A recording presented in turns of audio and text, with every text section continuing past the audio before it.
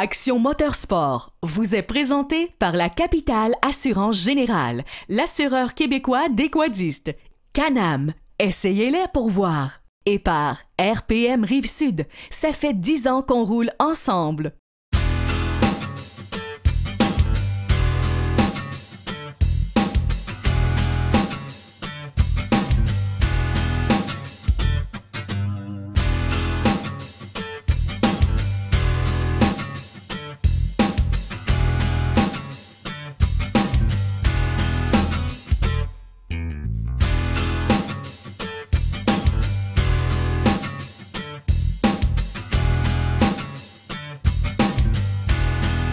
Bienvenue à la nouvelle saison d'Action Motorsport, édition VTT. Ça va être toute une année pour vous.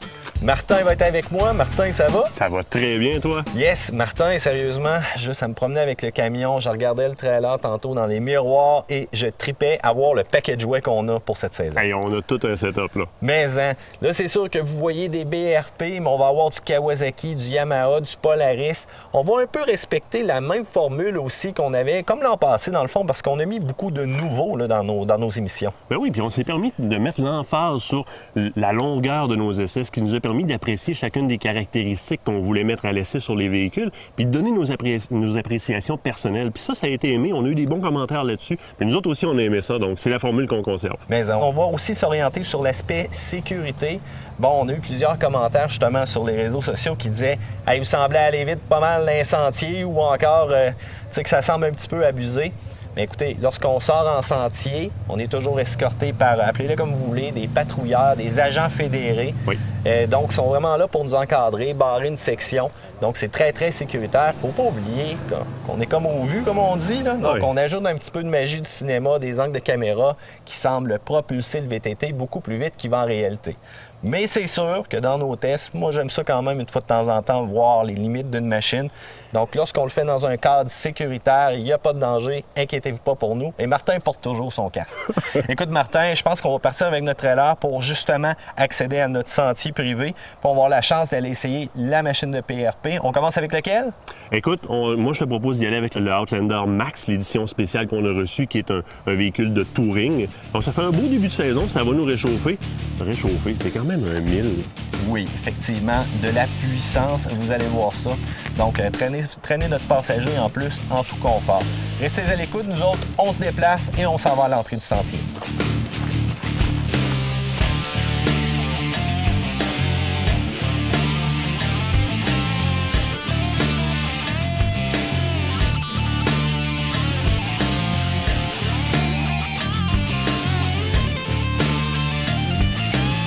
Quoi de mieux que de commencer une belle journée avec un Outlander Max Limited. Martin, premièrement, le véhicule vraiment resplendissant. Si on recule un peu dans les bons vieux modèles de Can-Am BRP, on se retrouvait avec des Trackster qui étaient totalement horribles. L'espace pour passer ses jambes en avant, on nous disait « Ah, ça c'est parfait, lorsque tu embarques, tu débarques souvent du véhicule. » Puis il y a même des langues sales qui disaient que BRP allait peut-être se planter avec ça et que ça n'allait jamais fonctionner pour eux. Mais quand tu regardes ce véhicule-là, aïe, aïe, vraiment un look plaisant. On a un manufacturier qui a compris le message. Oui. Qui a compris le message, qui s'est hissé de ce type de langage-là, ce type de discours-là à son propos. À aujourd'hui, plusieurs essais qu'on va voir sur Internet vont vanter d'abord et avant tout la qualité au niveau de l'ergonomie puis de la finition des véhicules. 2 passagers, l'ergonomie est extrêmement important. Il faut dire que les 4 roues 2 places mangent un coup dur avec les côtes à côte. Il faut arriver avec des machines qui ont du confort, qui ont de l'équipement et peut-être un prix qui est beaucoup plus agressif aussi pour réussir à percer dans ce marché-là, de se promener à 2 personnes, que ce soit avec sa femme, parfois même avec un enfant des fois. Il faut quand même accommoder le tout. Et peut-être un ami aussi, mais bon, ça, des fois... On se promène avec tout le monde, bref. Ouais, bref, on se promène avec tout le monde. On ne portera pas de jugement. Mais vraiment, au premier coup d'œil, la couleur aussi, juste les pare-chocs avant.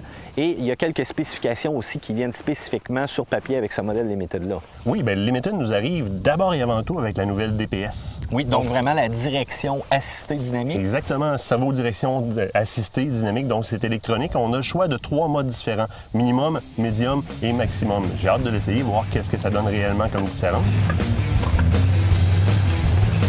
Tout le monde sait, lorsqu'on est pris dans les cailloux ou encore lorsque tout le poids est sur l'avant du véhicule, lorsqu'on est en arrêt, c'est là que c'est vraiment le plus dur à tourner le volant. Je me rappelle quand j'étais jeune, je prenais un VTT, puis littéralement, je me mettais le coude comme ça pour aller forcer et vraiment tourner les roues du véhicule.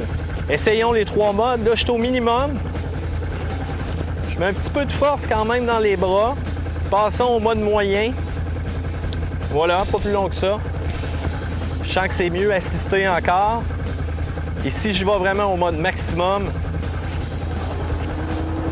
là, c'est vraiment facile. On passe pas non plus à côté de la suspension. Oui, Fox qui fait une très belle job en mettant une suspension Air Assist là-dessus. Tu as déjà commencé à jouer avec tantôt, voir comment ça s'ajustait. Juste le temps de m'en venir, là, je regardais ça, puis écoute, ça fait quand même une très bonne différence, mais vraiment peut-être tester dans un environnement où est-ce qu'on va charger un petit peu plus le véhicule à l'arrière. On va voir comment ça va réagir aussi. GPS de série Garmin qui vient avec le véhicule, très apprécié. Ça, j'aime ça. En sentier, là, c'est vraiment l'idéal. On peut pas se perdre. De un et de deux, si je veux tracer mes routes préférées, je peux le faire dessus. Donc, je peux faire un tracking quand je me promène et quand je retourne, je vais te montrer une belle piste que j'ai découverte. Tu as l'air à savoir où est-ce que tu t'en vas. Dans le fond, c'est le GPS qui fait la job. Et Garmin, en plus, sont vraiment une compagnie, je pense que c'est les leaders, littéralement, là, dans le monde des GPS. Donc, c'est pas n'importe quoi, résistant à l'eau, résistant au choc. On voit que c'est quand même assez fait fort. Donc, écoute, ça semble très bien.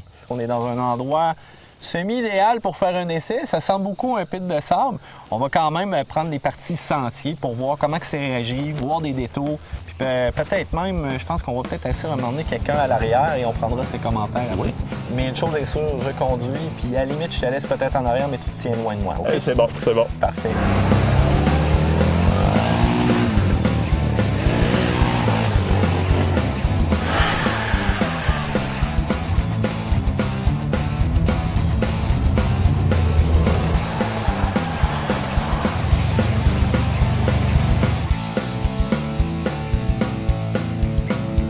Martin, je vois que tu es quand même assez lourd. Je vais être obligé de remonter la suspension en arrière, sinon peut-être qu'on ne survivra pas dans les bosses. Je mets ça à 6. Tu entends le compresseur d'ailleurs qui vient de partir. Oui. Je pense que tu es en train de te soulever. Oui, je le sens. Bon, ben voilà, en plus, on va augmenter la garde au sol avec tout ça. D'après moi, ça devrait être beaucoup mieux sur ton confort. On essaye ça tantôt. Super, on y va. Tu vas trop vite, là.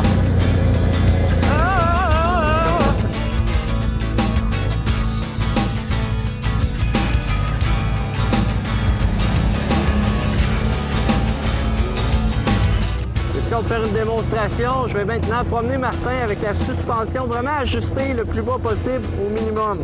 Martin, t'es prêt pour une autre ride? Oui.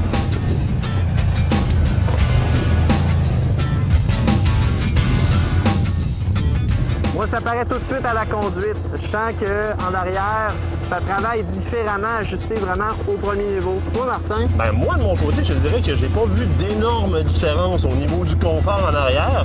Ce que je trouve appréciable, c'est que ça a l'air d'avoir changé ta conduite. Mais pour ce qui est en arrière, je suis aussi confortable que la suspension soit haute ou basse. Ça répond bien, ça fait la job. Ça reproche, ça va bien. La suspension travaille très bien.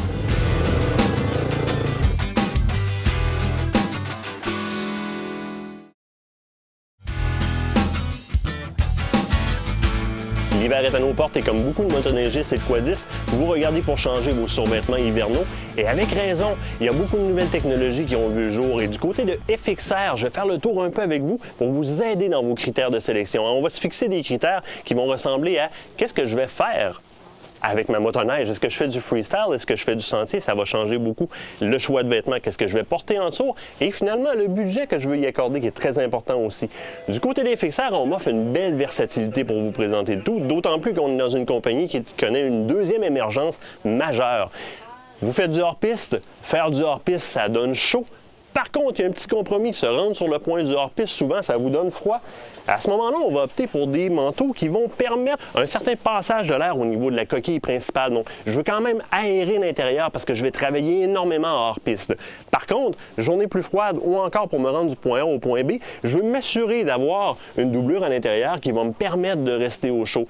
Remarquez les indices de résistance à la pénétration de l'air qui sont notés en mm sur les manteaux. On a à peu près de 20 000 mm qui est le maximum à descendre jusqu'à peu près à 5 000 mm pour des manteaux de hors-piste qui vont permettre une pénétration optimale de l'air. C'est ce que je veux, tout en gardant une certaine résistance à l'eau. Donc, le Hydrix Guard, par exemple, du côté de FXR, qui est rajouté par-dessus leur Cordura, me permet d'avoir une très bonne résistance. Si je bouge un peu, mais je fais plus de sentiers, j'ai besoin d'être au chaud et que, par exemple, on va rajouter à ça, je traverse des lacs parfois. Team FX, la série chez FXR, qui se reconnaît aussi dans d'autres gammes dans sa conception. 3 dans 1 aussi, donc une doublure intérieure très intéressante qui pourrait être portée seule et une coquille qui est très performante. Meilleure résistance à la pénétration d'air qu'un manteau avec lequel on irait faire du freestyle.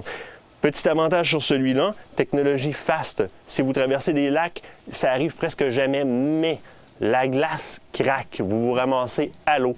Sachez que ces vêtements-là, une fois complètement fermés, pantalons et manteaux vont vous permettre une flottaison d'à peu près 15 minutes, ce qui peut faire une grosse différence. Et pour à peu près 10 $ de différence avec la gamme inférieure et celle-ci, on prend l'option. D'accord? Prochaine étape, les aventuriers de grand air, on veut faire beaucoup de sentiers, il fait très froid, mais je veux conserver une versatilité parce que des fois, moi j'aime ça aller dans la neige froide aussi. Le manteau que j'ai sur le dos, la série Adrenaline, qui est pas mal le top of the line du côté de FXR, le manteau le plus chaud qu'ils fabriquent. Vous vous souvenez des technologies de déflecteurs de chaleur qu'on utilise en secourisme, mais on l'utilise ici à l'intérieur du manteau, à l'intérieur de la doublure et à l'intérieur de la coquille aussi, me permettant de porter un ou l'autre indépendamment. On rentre au chalet, on enlève la coquille, on peut se permettre de la faire sécher. Pénétration d'air, c'est 20 000 mm la résistance ici, aussi avec le Hydrix Guard, donc complètement à l'épreuve de l'eau. Manteau qui m'offre une belle versatilité. De mon côté, c'est mon choix. Et là-dessus, moi, je vous dis, Mathieu, pars les machines, je m'en viens.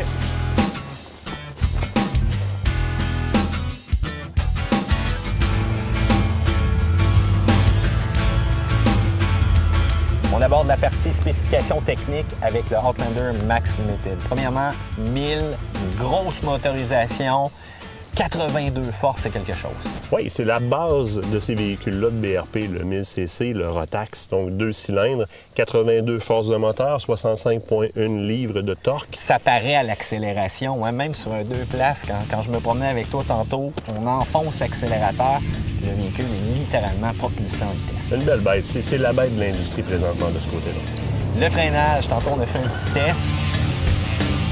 C'est très efficace. Oui, effectivement. J'étais sûr que tu allais me descendre littéralement dans le dos. Non, la position au niveau des fesses, je te dirais qu'elle est quand même relativement calée. Ça te permet de te caler dans le banc quand ça freine comme ça en situation d'urgence. Puis, si tu as remarqué, il y a plusieurs prises à l'arrière sur les poignées. Fait que très rapidement et instinctivement, j'ai déplacé mes mains vers l'arrière. Ça m'a bloqué, ça m'a tenu en position.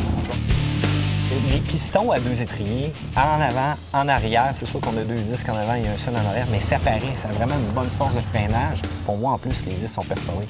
Efficacité, très belle efficacité, d'autant plus que si on prend la contrepartie, côté assis sur le véhicule, on a aussi configuré les bancs de manière à ce qu'on puisse bien s'agripper parce que le freinage, là, ça arrête. Ça, t'en parles justement, l'agrippement, peu importe quelle position que tu as pour te tenir, tu vas être littéralement confortable. Oui, parce que les poignées sont faites avec plusieurs côtés et honnêtement, même sans les regarder, tu descends tes mains où est-ce que tu aurais besoin de te prendre pour te tenir, puis il y a quelque chose pour te tenir. Tu sais, les poignées sont bien faites pour ça, c'est bien pensé. Quand on parle passager, on parle poids, on parle suspension, amortisseur Fox aux 4 coins. Et là, ajustable. Ça, on dirait que c'est littéralement tiré de l'automobile. Oui. J'ai conduit, pour ne pas dire la marque, des camions dernièrement, que tu ajustais ta suspension à l'air et ça permettait au camion de mettre une grosse charge. Mais c'est le même principe qu'ils ont ramené sur les VTT. Fox, la suspension Air Assist, tu t'es amusé avec tantôt en masse. Position, de 1 à 6, donc 1 étant le plus bas, 6 étant le plus haut. Tu vas sentir beaucoup de différence au niveau de la conduite, évidemment. Sur le modèle 2 personnes, je le sens beaucoup plus quand j'ai le volant entre les mains. Parce que quand on avait un passager qui avait un peu de poids en arrière, la minute qu'on prenait un trou, ça avait souvent tendance à se promener un petit peu sur la direction. Ça paraissait lorsque tu as un véhicule qui est déséquilibré comme ça, tu viens pour tourner, puis bon, tu travailles aussi plus avec ton corps. porté à te pencher. En accélération, tu fais attention au freinage. Mais là, pouf, avec un bouton, c'est littéralement corrigé. C'est quand même assez simple aussi. On appuie sur un bouton dans le tableau de bord, on tombe dans le menu de la suspension. Et voilà, 5-6 pressions sur le bouton. Et là, on entend le compresseur travailler. Puis même lorsque l'air veut tout simplement s'expulser, là, on entend vraiment le pshhh. Oh oui, oh oui, oh oui. Tirer de l'automobile, comme tu le dis, c'est impressionnant. On a le fameux système ligne pour traîner tous les bagages. Donc, peu importe comme accessoire qu'on a, et voilà, on ouvre et hop, on voit qu'on a nos attaches ici contre un équipement à Philippe. En arrière, c'est la même chose. On peut tout simplement faire un petit tour et voilà, c'est maintenu, sécurité en place pour traîner du stock, le lunch, voire même la tente ou encore partir à l'aventure, c'est parfait. Tu as remarqué comment est-ce qu'il y a de trous positionnés de manière différente pour un élastique ou quoi que ce soit, c'est super convenient là, pour attacher qu'est-ce que tu veux dessus. Je t'amène du côté des roues, des pneus. Oui. On est quand même bien équipé. Un beau 12 pouces, donc une belle roue de 12 pouces avec un pneu de 26 pouces. Accessorisé dans ce cas-ci, côté touring, puisque c'est ce que le véhicule est supposé faire. Donc un bon pneu de 26 pouces qui me permet d'avoir un confort, une certaine traction sans nécessairement être très agressif comme d'autres versions. Mais une durabilité surtout aussi, parce que quand on va aller en sentier avec un véhicule comme ça, on va faire des dizaines de milliers de kilomètres, puis ça prend un pneu qui est capable d'avoir une bonne longévité. Ouais, donc une bonne bande de roulement. Donc, au niveau du treuil en avant, 3000 livres, je crois. Oui. Donc, c'est quand même assez fort pour sortir le véhicule. Puis, en plus, on peut traîner du stock en masse. L'attache est déjà là pour accrocher une remorque. Télécommande à distance? Oui. Télécommande à distance sur le treuil? Ah oui, en plus. C'est un accessoire qui peut être le fun. Les jouets du Wi-Fi et de toutes les technologies que je connais pas, on dirait. Écoute, regarde, il y a plein d'accessoires aussi qu'on peut rajouter sur ce VTT-là. Mais je pense que ça vient avec l'équipement très complet. On a parlé du GPS aussi tantôt d'entrée. Malheureusement, ici, on n'est pas en sentier. On ne peut pas vraiment dire on s'en va de tel endroit à telle autre place, mais ça fonctionne comme un GPS automobile. On peut avoir la vitesse, la boussole, on peut avoir le temps que ça va nous prendre. Puis même avec les sentiers fédéraux aujourd'hui, ils fournissent des cartes déjà de leur territoire, où est-ce que les postes d'essence sont indiqués. Donc, j'entre ça dans mon GPS, je le mets à jour et voilà, je pars en sécurité puis j'ai aucunement peur de manquer d'essence. Exactement. Bon, mais Martin, écoute, on va continuer. On va avoir la chance aussi tantôt de donner notre appréciation personnelle comparée à tous les véhicules sur le marché. Vraiment de dire qu'est-ce qu'on a aimé, qu'est-ce qu'on a moins aimé sur cette machine-là.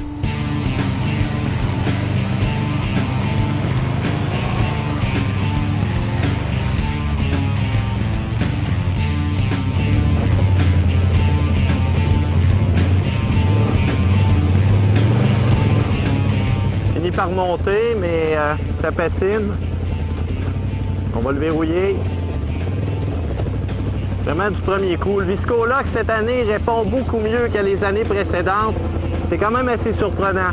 On se rappelle, dans les premières générations, la roue devait quand même beaucoup tourner avant de commencer à envoyer de la traction à l'autre qui avait beaucoup plus de mordant. Chose est sûre, Can-Am semble avoir corrigé la problématique pour ces années-là. Il y a quand même beaucoup d'améliorations de ce côté-là.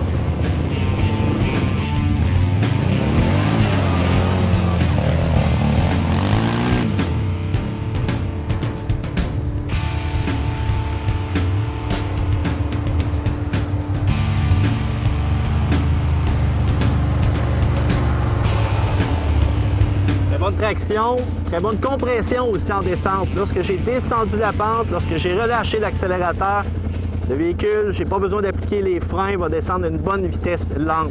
Ça, c'est très rassurant, surtout quand on a un passager à l'arrière.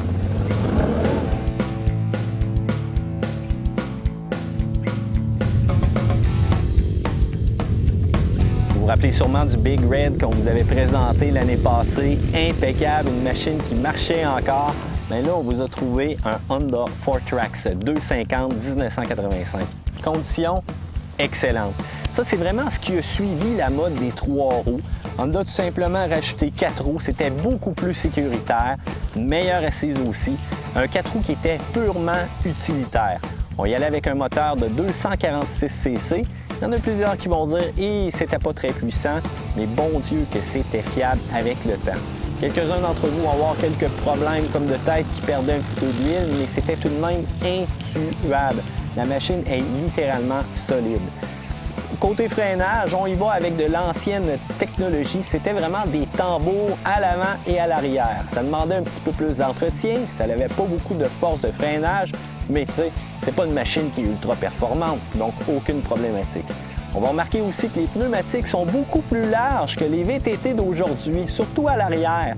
Ça permettait d'avoir une très bonne traction sur peu importe le sentier et de monter des montagnes, des gros rochers, mais c'est sûr qu'on n'avait pas beaucoup de débattement au niveau de la suspension. Côté éclairage, une lumière avant directionnelle. L'avantage avec celle-ci, on pouvait la retirer et s'en servir de projecteur. Côté transmission, 5 vitesses semi-automatique. On n'a pas d'embrayage. On relâche l'accélérateur, on lève les vitesses et celui-ci avait même un reculon.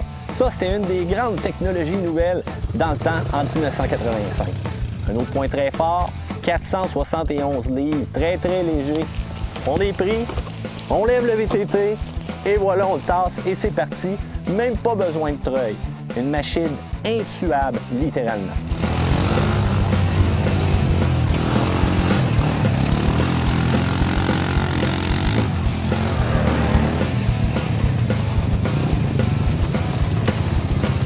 Nostalgie quand tu nous tiens.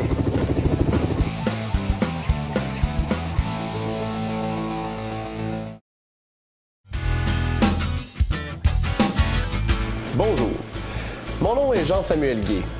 Je suis toujours avec vous cette année pour vous présenter des vidéos et des petites capsules sur les VTT.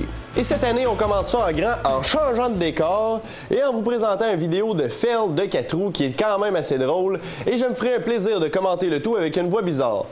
Tommy est tombé de son 4 roues. Je veux... Non, il n'y aura pas ça ici. Il n'y aura pas ça ici.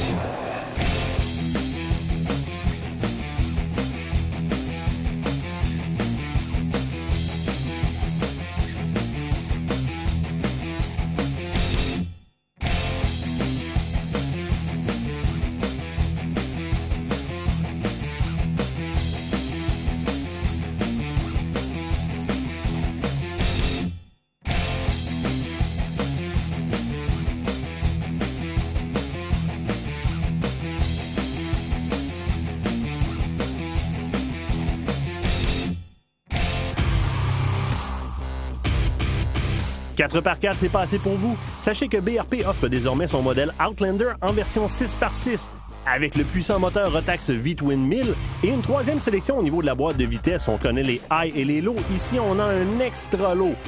La DPS qui vient de série avec l'engin qui nous permet un 800 livres de chargement dans la benne arrière et attention, 1650 livres de capacité de remorquage, tout un bolide.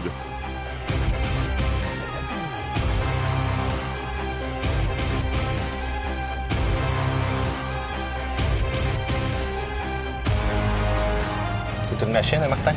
Très belle machine, très bonne machine, très confortable aussi. Oui, effectivement.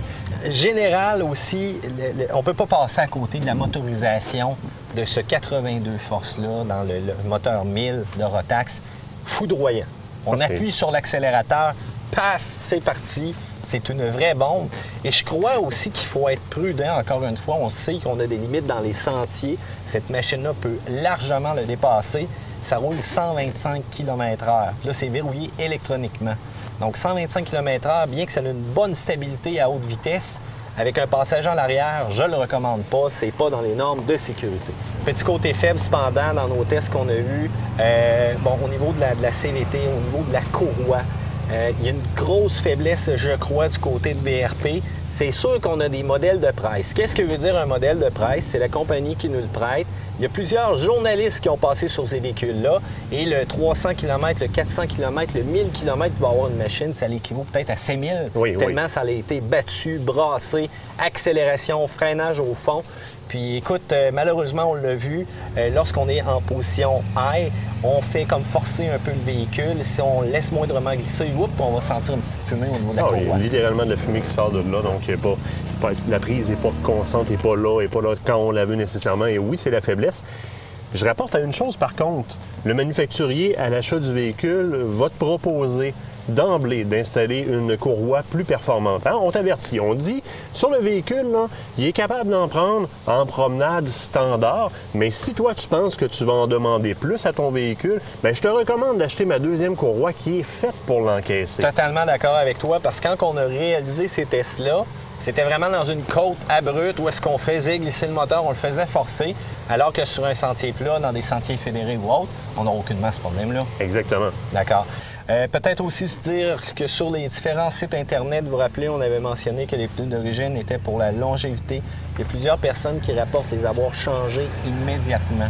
Donc, c'est surtout le fait que le pneu aurait des petites faiblesses au niveau des crevaisons de côté, mais ça encore là, ça dépend du type de sentier que vous essayez.